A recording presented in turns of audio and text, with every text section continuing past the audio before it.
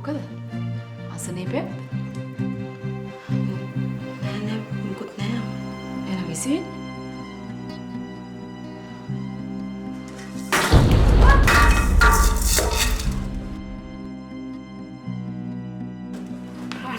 ලොයිද බලන්න ලොයිද මේ ළමයා එකපාරට වැටෙන්න ගියා. ඒ ප්‍රාර්ථනා පුතේ මොකද උනේ? මොකද? රසපිය. අයි පුතේ. අයි. අනේ පුතේ. රසපිය. අයි පුතේ. මේ මොකද මේ? මේ ප්‍රාර්ථනාට අසනීපයක්. ළමයි මේව දකින්න හොඳ නෑ. ඔය ළමයි ගාවට යන්න. අනෝජා මෙයා වාඩි කරවන්න.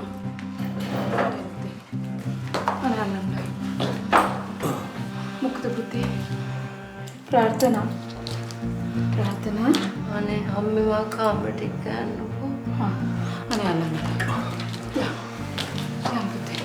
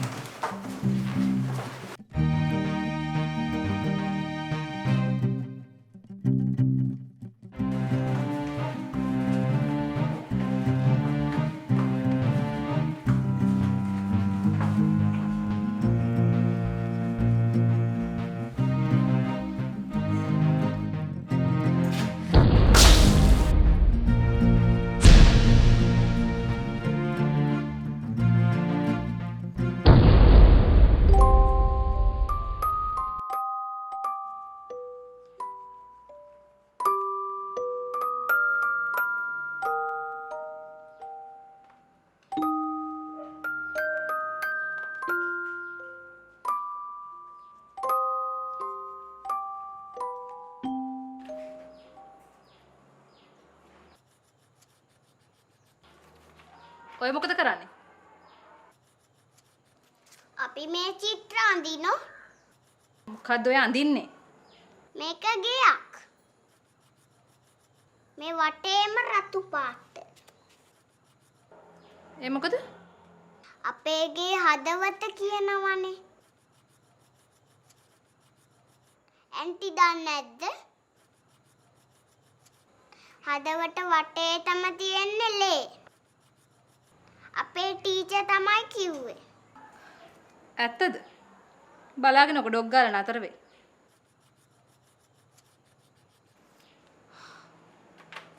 ඔයා මොනවද අඳින්නේ? මං ආදරේ කරන හැමෝම මෙතන ඉන්නවා. මේ කවුද? අම්මා මල්ලි පුංචි ආච්චි සීයා මේ පුංචිට ස්ට්‍රේට් කොණ්ඩෙකුත් දැම්මා. තව මලින්ද අංකල් ස්වේතා ආන්ටි මොනිකා ආන්ටි හැමෝම මෙතන ඉන්නවා. කෝ ඔයා වගේ තාත්තා ඇඳලා නැහනේ. ඒ කියන්නේ ඔයා තාත්තට ආදරේ නැහැ. නෑ තාත්තට තමයි වැඩියෙන්ම ආදරේ. ඉතින් ඔයා තාත්තව ඇඳලා නැහනේ. මට අමතක වෙයි. ෂෙහන් දැක්කද? ඔයාගේ අක්කට තාත්තා වදින්න අමතක කරා. ඒ වුණාට එයා මලින්ද මාමා වැඳලා. ඒ කියන්නේ එයා මලින්ද මාමට ආදරේ නේ තාත්තට වඩා? නෑ මලින්ද අංකල් නෙමෙයි අපේ තාත්තා. අපි තාත්තට වගේ යට ආදරේ කරන්නේ නෑ නේද මල්ලි? බොරු කියන්න එපා. ඕගොල්ලෝ දෙන්නම ඉස්කෝලේ යාළුවන්ට කියලා තියෙනවා ඕගොල්ලන්ගේ තාත්තා මලින්ද අංකල් කියලා. මට මාලන් කිව්වේ. නෑ අපේ තාත්තා මයන්ත. මලින්ද අංකල් නෙමේ. අපි තාත්තට හැමෝටම වඩා ආදරේ නේද අක්කේ? බොරු. ඔයාට තාත්තා වන්දින්න අමතක වුණානේ. ඒ කියන්නේ ඕගොල්ලන් තාත්තට ආදරේ නැහැ. ඔයාගේ චිත්‍රේ තාත්තා වැඳලා නැහනේ. ඒ කියන්නේ තාත්තට ආදරේ නැහැ. හරි. මං එක කාටවත් කියන්නේ නැහැ. ප්‍රොමිස්. මං කාටවත් කියන්නේ ඔය දෙන තාත්තට ආදරේ නැහැ කියලා.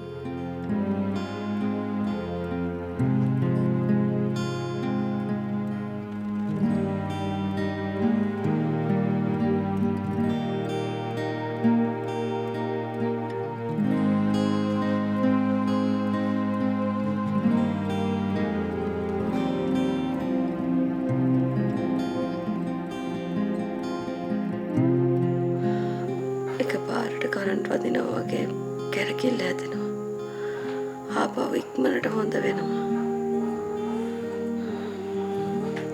දැන් ඇඟට අමාරුවක් තියෙනවද? නෑ. අනේ මට සමා වෙන්න අම්මේ. ලොයිඩ් අංකල් කිව්වත් මට අම්මගෙන් අහන්න තිබ්බ උයන්න ඕන මොනවද කියලා. ඉන්න මම වැඩිච පරිප්ටික නෑ නෑ. ඒව අපි අස් කරගන්න. ඔයා ටිකක් හාන්සි වෙලා ඉන්නකෝ.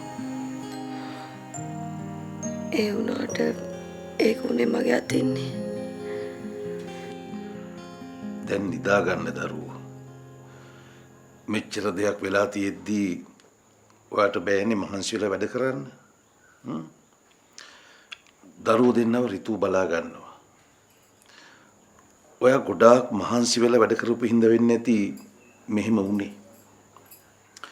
මේ අර කුස්සිය අස් කරන වැඩේ අපිට කරගන්න පුළුවන්. ඒත් අපි හොයන්න ඕනේ ඔයාගේ මේ අසනීපයට හේතුව මොකක්ද කියලා. ඒකට හොඳ ડોක්ටර් කෙනෙක්ව චැනල් කරන්න වෙයි.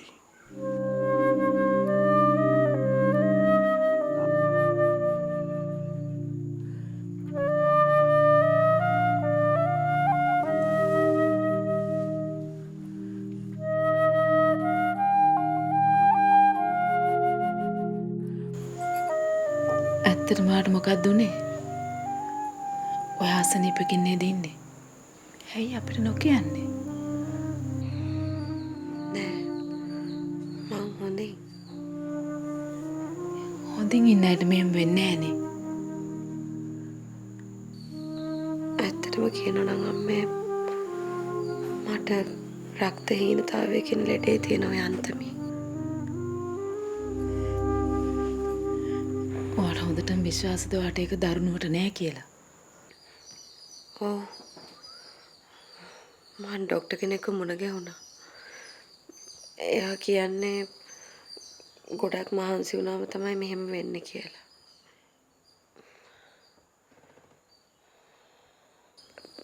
මේක සාමාන්‍යයිලු අම්මේ. ඉතින් ඔයා හුඟක් මහන්සි වුනේ නෑනේ. මම ළමයි එක පාක් එකට ගියානේ. එතකොට ඒගොල්ලොත් එක දිව්වානේ. මං හිතන්නේ ඒක වෙන්නේ නැති. ඉතින් පුතේ මෙහෙම දැන දැනත් ඇයි ඒවා මහන්සි වෙන්නේ? අම්මේ මට මේ හැම දෙයකටම වැඩිය මගේ දරුවන්ගේ සතුට වටිනවා.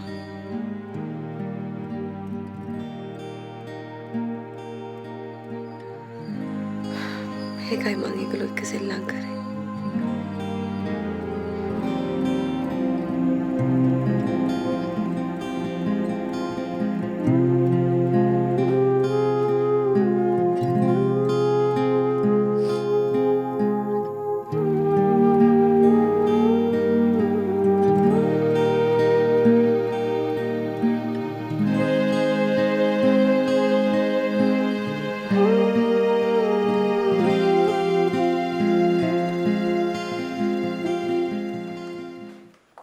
තාත්තේ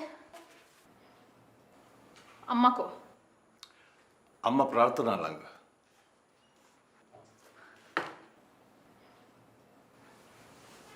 ඍතු ප්‍රාර්ථනාට එච්චර හොඳ නැහැ. මං හිතන්නේ සෑහෙන කාලෙකින් ඉඳන් අසනීපෙ තිබිලා තියෙනවා. බෙහෙත් නම් අරන් තියෙනවා. අම්මා ගිය අසනීප ගැන අහන්න. ඔයත් ගිහලා පොඩ්ඩක් බලන්නකෝ. ලෙඩේ ගැන කතා කරනවද?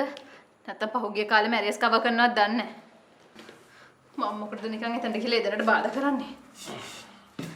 දැන් තාත්තා මොකටද මේව කරන්නේ? නැත්තම් ප්‍රාර්ථනා සනීපල වෙනකන් මේව මෙහෙම තියනද කියන්නේ? ඔව්. එයා වැරද්දක් කළා නම් එයාම තමයි ඒක හදාගන්න ඕනේ.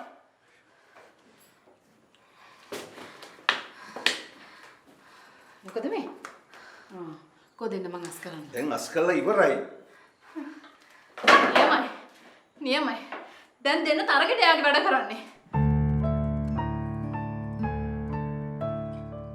මේ එයාගේ වැඩ නෙමෙයි මේ ගෙදර වැඩ.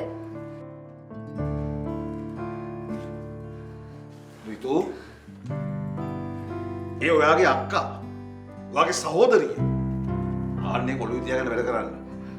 මම මේක විශ්කල දාලා එන්න.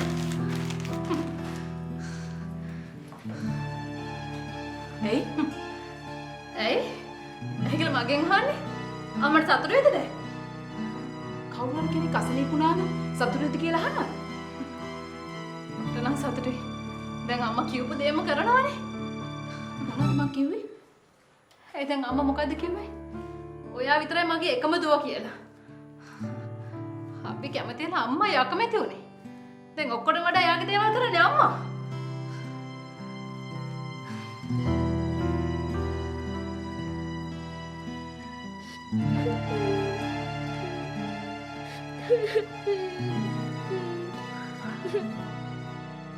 අඬන්න එපා අක්කේ. ඇයි ඔයා තාත්තව අමතක කරේ? මට ඉතින් අමතක වුණානේ. මං අහන්නේ ඇයි අමතක කළේ කියලා. මට ඕනේ මේ චිත්‍රේ මම මගනවා මේක. එපා එපා. දැන් මෙතරින් තාත්තා වන්දින්. දෙයියනේ මොකද පුතේ මේ මේසෙ උඩට වෙලා ඈ උතනින් වැටුනොත් එහෙම ඇයි දුවේ අඬන්නේ ඈ ඇයි අඬන්නේ මේ පුතේ ඇයි අක්කා අඬන්නේ ඈ එයාට මේ චිත්‍රේ තාත්තා වන්දින්න අමතක වෙලා. ආනේ මේ ඉතින් අපිටත් එහෙම දේවල් වෙනවනේ. සමහර වෙලාවට අපිටත් ගොඩාක් දේවල් අමතක වෙනවා. ඉතින් මිනෝරියකටත් එහෙම වෙන්නේ නැති. අඬන්න එපා දුවේ. මේ කිව්වහම අඬන්න නැතුව ඉන්නකෝ. සමහර වෙලාවට අපිට මේ අත්‍යවශ්‍ය දේවල් අමතක වෙනවා. අපි සමහර වෙලාවට කලිසම් මහනවා සීප් එක අල්ලන්නේ නැතුව. තව සමහර වෙලාවට කෝට් මහනවා බොත්තම් අල්ලන්නේ. ආයි සමහර වෙලාවට ෂර්ට් මහනවා මේ සාක්කුව අල්ලන්නේ. ඉතින් ඊට පස්සේ මතක් වුණා මේවා මම අහනවා. ඒ වගේ මේ හරි. මෙහෙම කරමු. ඔයා මේ ලොකු කොලේක තාත්තා වඳිමු. එතකොට හරිනේ. හරි යන්න නැතු ඉන්න දූ. හරි. අම්මා මොනවද රැට හදන්නේ? මොනවාර කැම ටිකක් ඉක්මනට ලෑස්ති කරන්න ඕනේ. පොඩි දරුවන්ට බඩගිනි ඇතිනේ. පොඩි දරුවන්ට විතරද?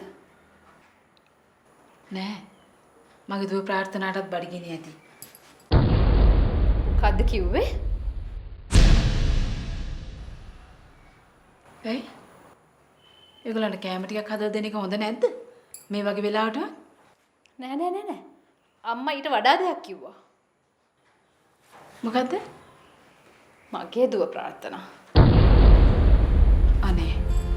අනේ මං එහෙම දෙයක් කිව්වනම් ඒක වැරදීමක් රිතු. ඒ කියන්නේ දැන් අම්මට තව දුවෙක් ඉන්නවා. අනේ නෑ. මට ඉන්න ඔයා විතරයි. මට ඉන්න එක දුවයි. ඒ ඔයා විතරයි. මං කිව්වනේ ඒක වැරදීමක් කියලා. එයාත් මේ ගෙටරින්ගගෙන දැන් සප ඉන්නවා. එයා හොඳට දැන් ඇඳේ. අම්මා මෙතන බත්තම්බ දුක් විඳිනවා. ඇඳට වැටලා තින්නේ අසනීප නිසානේ. ඇයි ඔහොම කියන්නේ? අසනීප කෙනෙකුට කැම ටිකක් හදලා දෙන එක වරදක්ද? අපි පිට මිනිසෙකුට උනත් එහෙම කරනවනේ. ඔව් ඉතින්. දැන් අනුකම්පාව වෙලා තියෙන පිට කෙනෙක්ට නෙමෙයි. කොහොමද ඉතින් තමන්ගේම දුවටනේ නේද?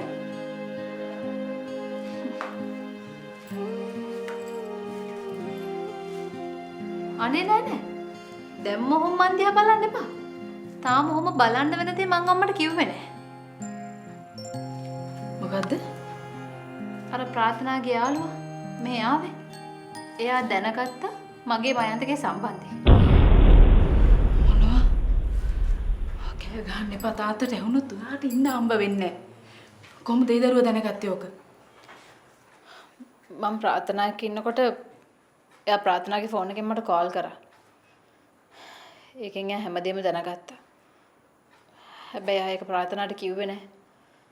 ඒක දරා ගන්න බැරුව තමයි එයා අම්මට අසනීපයි කියලා ඉක්මනට යන්න ගියේ. අනේ දෙයියනේ මොනවද මේ වෙන්නේ? අනේ නෑ නෑ. අම්මා දුක් වෙන්න එපා. අම්මගේ ලොකු දුවට හොඳට මොන හරි හදලා උණුවෙන්ම කවන්න.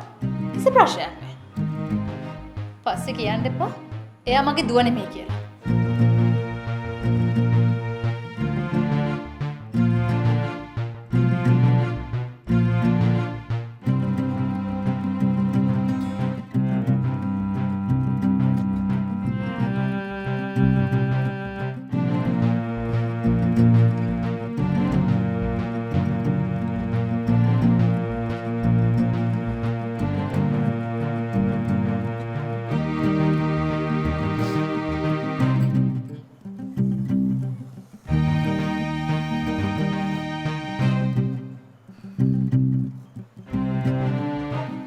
ඔයා හිතන්නේ ප්‍රාර්ථනා මොනවා හිතනවා ඇද්ද? මට ඒක හරියට කියන්න බෑ අම්මේ. මොකද ඉතින් මට කාගවත් හිත කියවන දිව්‍යඥානය පහළ වෙලා නැහනේ.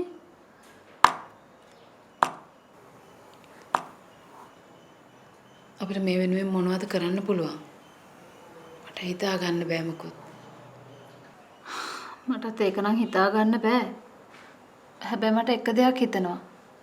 අපි වැඩි කලබල නොවීමු. මෙච්චර දෙයක් සිද්ධ වුණාට පස්සෙත් කලබල නොවී ඉන්න. නෑ අම්මේ. මං හිතන්නේ එයා මං යවපු SMS බලලා ඒ දින නිසා හිතනවා ඇති මයන්ත තාම මැරලා නැහැ කියලා. මොකද? නෑ අම්මේ. මං කියන්නේ මං යවපු SMS වල ඩේට්ස් මයන්ත මැරුණෙන් පස්සේ වනේ. ඒකයි. බලන්න ඔයා මේ කරපු දෙයින් අපි කොයි තරම් අපහසුතාවයටපත් වුණාද කියලා. ඉතින් මම මේව කාවත් අපහසුතාවයටපත් කරන්න කරපු දේවල් නෙමෙයි. යමක් කරන්න ඉස්සෙල්ලා හොයලා බලලා හිතලා බලලා කරන්න නැති වරද මේ. ඒ හින්දා තමයි අපි මේ සේරම ලවුල් වෙලා තියෙන්නේ. ඉතින් එහෙනම් මම නෙමෙයි මේකට වක් කියන්න ඕනේ තාත්තනේ. එයානේ හිතලා බලන්න තු ප්‍රාර්ථනාට ෆෝන් එක ගිහින් දුන්නේ. දැන් තාත්තද මෙතන ලොකුම වරද කළා තියෙන්නේ.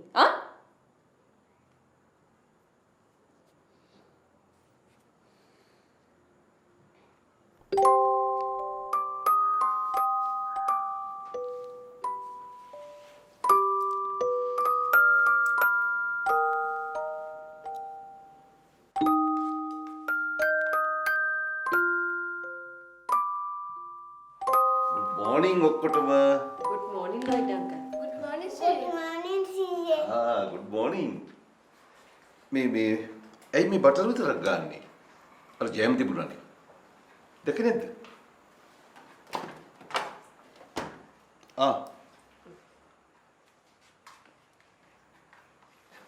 මේ Lloyd uncle හදපු ජෑම් නේද? Sia මහදපු ඒවද? ඇත්තද සීයේ? ආයි මොනවද දරුවනේ? අම්මගෙන් අහලා බලන්නකෝ ඕකේ රස ගැන. මම මේ පරණ වට්ටෝරුවක් බලාගෙනයි හැදුවේ. මේ ඕගොල්ලෝ ඉස්කෝලේ ගිහිල්ලා ඇවිල්ලා මට කියන්නකෝ ජෑම් එක කොහොමද රසද කියලා. හොඳයි සීයේ. ප්‍රාර්ථනා දැන් කොහොමද අසනීප තත්ත්වේ?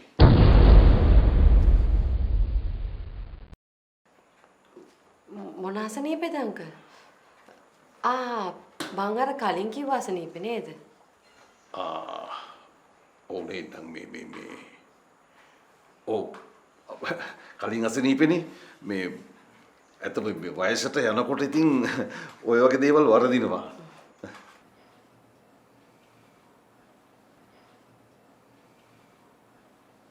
Lloyd uncle මට අද උදව්වක් කරන්න පුළුවන්ද? මොකද්ද? මේ දෙන්නව ඉස්කෝලෙන් ගන්න පුළුවන්ද? අයියෝ ඒක ඉතින් මං කරන්න. ඕක මොකද්ද? ඔන්න දරුවනේ අද ඕගොල්ලන්ගේ ට්‍රාන්ස්පෝර්ට් එක බාරව ඉන්නේ මම ඈ. ෂෝක්නේ. අපි ආසයි. ඉතින් කන්න දරුවනේ උදේට කන්න ඕනේ රජෙක් කනවා වගේ. කන්න මොකද කන්න?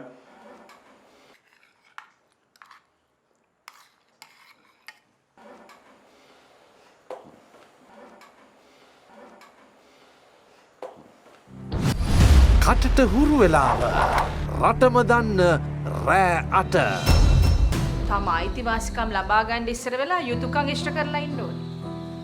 තාත්තා කෙනෙක්ට කවදාවත් තමන්ගේ දරුවන් අමතක වෙන්න බෑ. ඒත් මට අද එහෙම වුණා. මොකද බය වෙලා වගේ? මම බය වෙලා. මොකද මම බලන්න.